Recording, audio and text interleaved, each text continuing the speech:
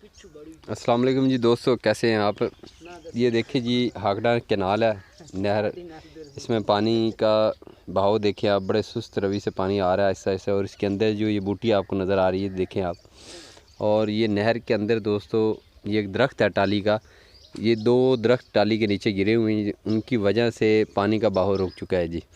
और बल्कि ये तीसरा दरख्त वो भी नीचे झुका हुआ है, वो भी किसी वक्त गिर सकता है। ये देखें, आधी नहर का जो पानी है, इस दरख्त ने, दो दरख्त जो नीचे गिरे हुए हैं, इन्होंने पानी रोक रखा है। और एक ये देखें जी, इस तरह नहर के बिल्कुल ऊपर जो है ना सारी छाँव है।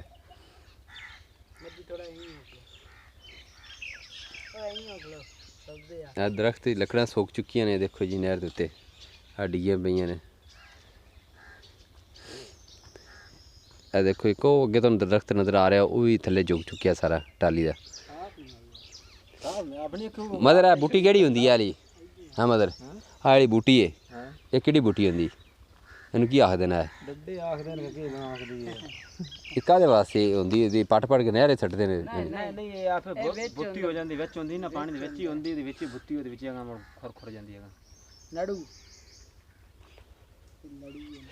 ये ओ दोस्तों सामने ओ इंडिया दे बार्डर है, सामने इंडिया दी एक लाइट लगी हकड़ा नहर है दोस्तों।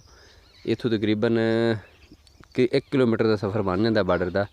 वो सामने लाइट भी लगी, तो उन्होंने जोड़ा टावर है वो भी लगे नज़र आ रहा है। कैमरा मैं अगर जूम करके दिखाना जी तो नज़र आ सकता जी।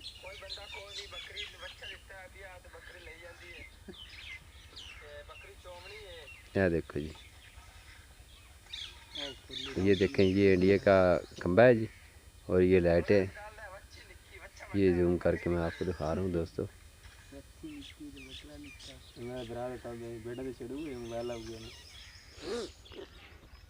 ये पाकिस्तानी फसलें हैं दोस्तों। ये सामने मोर्चा है पाकिस्तान का, ये देखें। और ये देखें जी आप, दरख्त कैसे, ये दो दरख्त नीचे गिरे हुए हैं जी। मैं जूम करके आपको दिखाता हूँ टाली के। ये देखें, ये दो दरख्त नीचे गिरे हुए हैं जी।